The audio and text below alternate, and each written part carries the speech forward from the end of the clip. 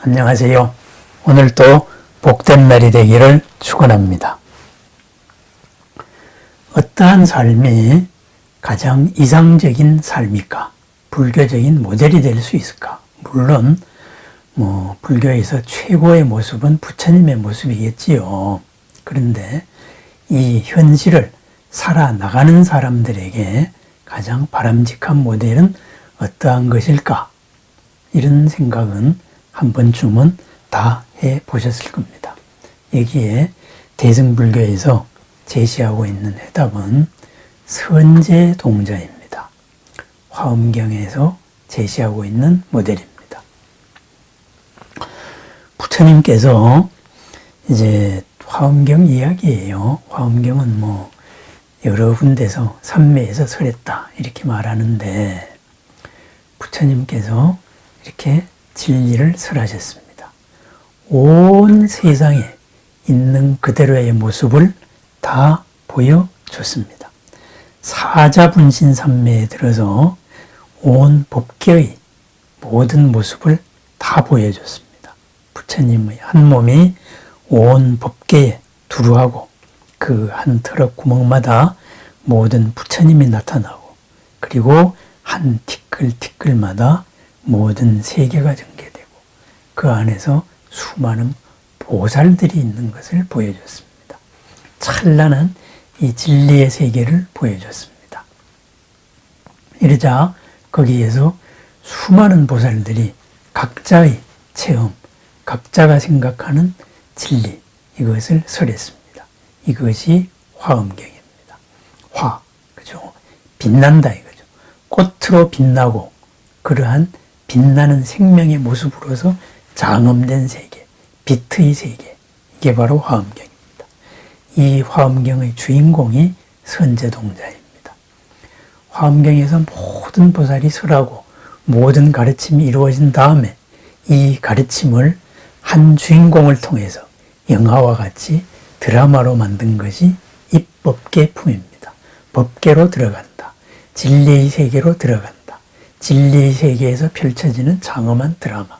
이것이 선제동자가 53명의 선지식 스승들을 만나는 과정입니다.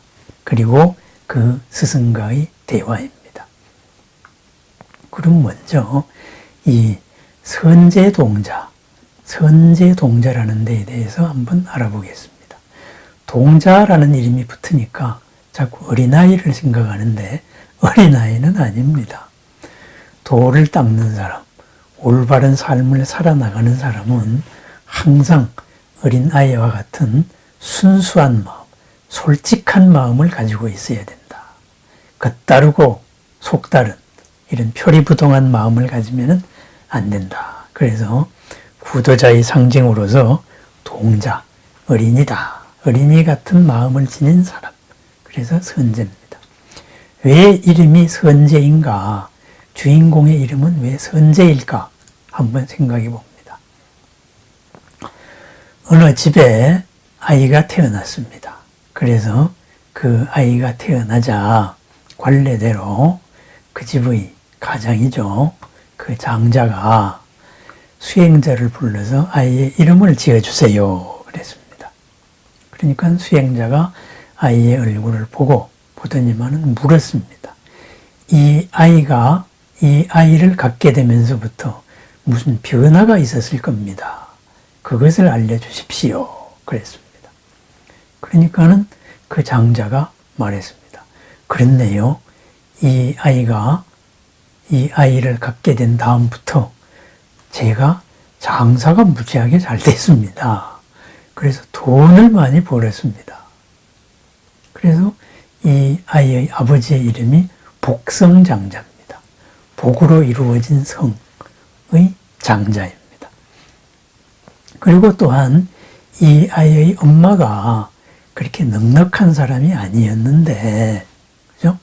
그런데 갑자기 아이를 갖고 난 다음부터 마음이 너그러워지고 모든 이웃을 위할 줄 알고 그러게 되어서 모든 사람을 편안하게 하고 그리고 모든 돈을 썼는데 쓰면 쓸수록 우리 집의 재산은 늘어났습니다. 그래서 참 이 아이를 갖게 되면서 우리도 부자가 되었고 우리 이웃도 부자가 되었고 모든 사람이 몸도 마음도 넉넉해졌습니다. 그랬습니다. 그래서 그 수행자가 말하기를 그러한 모든 일은 이 아이의 공덕으로 인한 것입니다. 그래서 이 아이의 이름을 수다나로 지으세요. 이렇게 말했습니다. 그래서 아이의 이름이 수다나가 되었습니다. 수다나에 대한 번역어가 선제입니다. 한 아이가 한 사람이 태어남으로 인하여서 우선 그 집안에서부터 그 주변까지가 물질적으로 풍족해졌다. 그리고 또한 마음 자체도 모두 넉넉해졌다. 바꿔 말하면 뭐예요? 고를 일으키는 요인이 그만큼 줄어들었다. 그래서 이 아이의 이름 선제, 모든 사람을 이롭게 할 수 있는 재물을 지닌, 재물을 베푸는 이러한 공덕을 지닌 사람이다. 그래서 선제, 착할 선의 재물 제자입니다. 불교에서 선이다 그랬을 때는 뭐 말 잘 듣는 착하다, 질서에 순응한다 이런 뜻은 아닙니다. 모든 생명을 꽃 피워주는 것, 그죠? 모든 생명을 바르게 인도하는 것, 이것이 선입니다. 그래서 모든 생명의 꽃을 피우는 재물을 복, 재산의 복을 지닌 아이다. 그랬습니다. 그래서 또한 이 수다나는 다른 뜻으로 번역할 때는 선시, 선여 이렇게 번역을 합니다. 왜냐하면 수다나라는 말이 풍부하게 베푼다 이런 뜻도 포함되어 있기 때문입니다. 그래서 풍부하게 베푼다. 그죠? 그래서 선, 좋게 선 베푼다. 시, 또 준다. 그래서 선여 이렇게 번역했습니다. 결국은 요약을 하면은 한 사람으로 인하여서 나도 이롭고 남도 이롭고 우리 집안도 이롭고 우리 집안과 관계된 모든 사람이 몸도 마음도 넉넉하게 되었습니다. 그래서 선제의 뜻을 더욱더 강조해가지고 중국에서는 초제 이렇게도 번역을 했습니다. 재물을 불러오는 보살이다. 이렇게도 말했습니다. 뭐 틀린 말은 아닙니다. 초제 좋습니다. 그렇게 말하면은 그래서 이 선제를 저번에 어떤 분께서 영어로 번역하면은 어떨까요? 해서 한참 고민을 하다가 뭐 초제 이런 뜻도 좋겠죠. 직관적이니까. 그래서 bring wealth 뭐 이렇게 해도 한번 추천해 드린 적이 있습니다. 어쨌든 나로 인하여서 모든 사람이 이로움. 그냥 이로운 게 아니라 즐거워 이로우세요. 이게 아니고 물질적으로도 마음으로도 이로운 사람입니다. 이 선제가 장성했을 때 바로 부처님께서 화엄경을 설하셨다 그래요. 그래서 부처님께서 사자분신삼매에 들었다 이렇게 되어 있어요. 사자분신삼매 무슨 말이냐 하면은 용맹한 사자가 신속하게 분신 화를 내듯이 신속하게 삼매에 들었는데 이 삼매의 모습은 온 세계에 있는 그대로의 모습을 다 나투었습니다. 온 세계의 모든 부처님의 모습을 나타냈고 온 세계가 빛나는 모습을 나타냈고 그 빛나는 세계에 있는 수많은 보살들을 나투었습니다.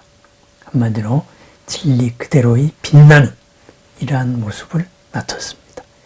이러한 찬란한 법계 여기에서 문수보살과 그리고 보현보살이 있었습니다. 그래서 문수와 보현도 이 부처님의 삼매를 찬탄을 하고 모든 사람을 이롭게 하겠습니다. 이렇게 서원을 세우고 남쪽으로 내려왔습니다. 내려왔을 때 만난 청년이 바로 선제동자입니다. 그래서 이 선제동자에게 이러이러하게 우리가 찬란한 나도 빛나고 온 세계도 빛나는 찬란한 삶이 있다.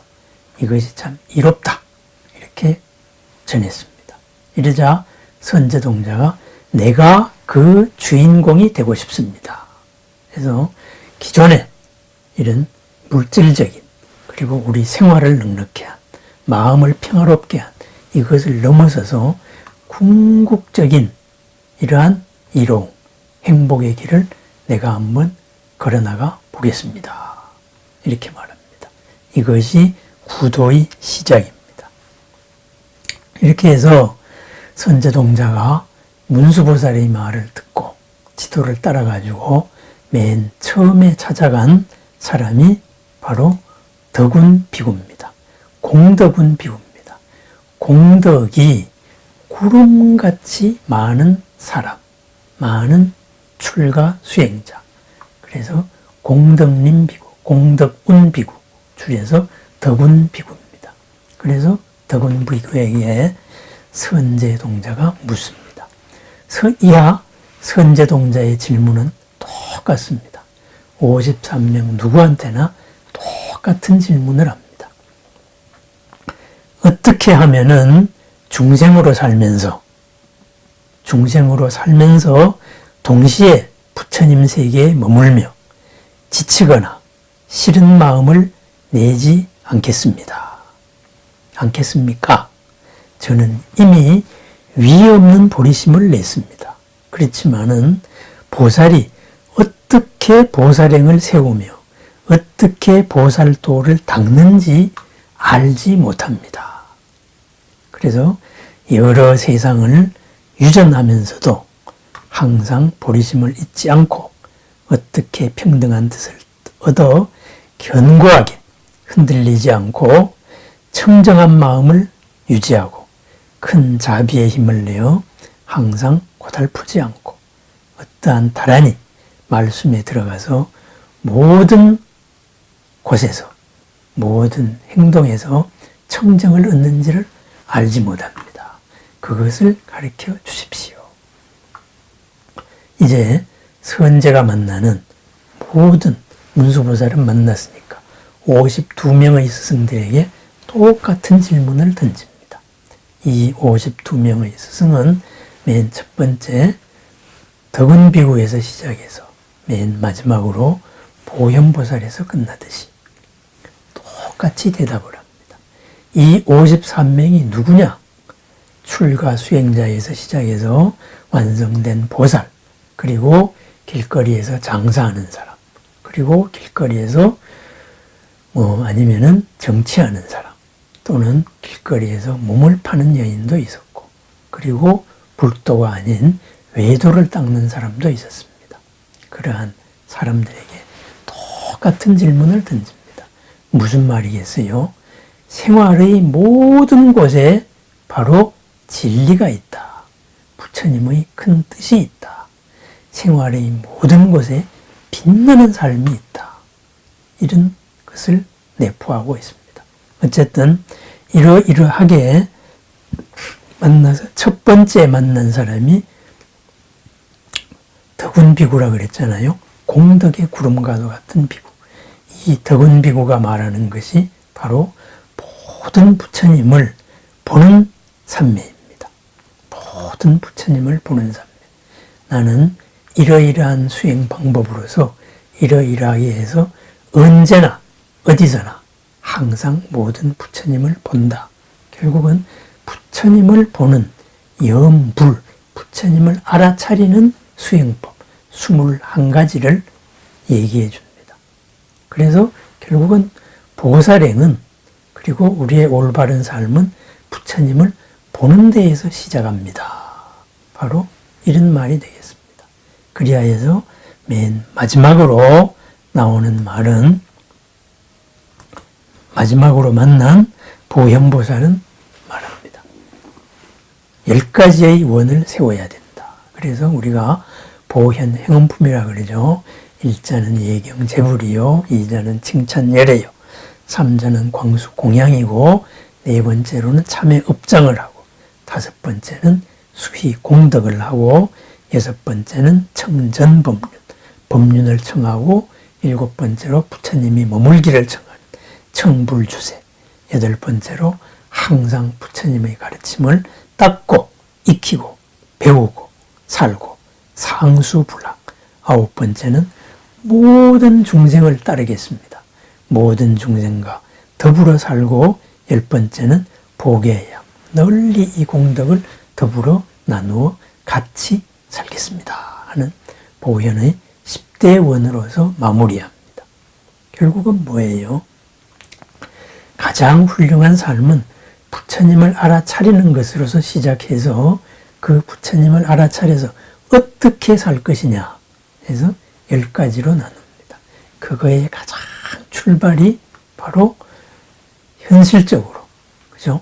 몸도, 마음도, 생활도 넉넉하면서 비롯되는 그러한 복입니다. 그러한 복의 존재로서 어린아이와 같이 항상 맑고 그리고 표리부동하지 않게 솔직한 삶, 청정한 삶을 사는 것, 만나는 누구에게서도 그러한 진리의 모습을 끌어내려고 하는 것, 만나는 누구한테도 나는 내가 당신과 같은 직업을 가지면 어떻게 보살행을 해야 됩니까? 당신의 삶의 체험을 전해주세요. 이렇게 해서 만나는 모든 존재를 스승으로서 하고 그 자리에서 빛낼, 그 역할을 빛낼 가르침을 청하는 것입니다. 그래서 마침내 모든 언제나 어디서나 어느 역할에서나 어느 직업에서나 가장 청정한 삶의 가르침을 선제동자는 비로소 마스터하게 되는 거죠. 이러한 모든 것이 완성된 삶, 그것이 바로 부처님이다 하는 겁니다. 그것이 가장 이상적인 삶입니다. 그렇습니다. 우리는 각자의 다양한 직업에서 살아가고 있습니다. 그 다양한 직업, 바로 선제가 물었던 그런 선제식들, 분야의 스승들의 체험입니다. 그 한 역할을 우리는 하고 있습니다. 여기에서 우리는 선제 동자와 같이 어떻게 중생으로 살면서 동시에 부처님의 세계를 사는가, 그러면서 지치거나 싫은 마음을 내지 않겠는가, 이 방향의식을 굳건히 확인하는 삶이 바로 선제의 삶입니다. 이러한 선제의 이름, 이것을 바로 그 아버지의 이름, 복성이죠. 복으로 이루어진 성, 그랬습니다. 우리 이웃 모두도 복으로서, 공덕으로서 이롭고 평안하기를 바라는 마음, 여기에서 모든 삶, 이상적인 불교의 삶이 시작이 된다 하는 것이 바로 입법계품의 가르침이고 선제동자에 붙은 이름의 내 의미입니다. 그래서 우리 같이 마주하는 이 인연도 선제마을입니다.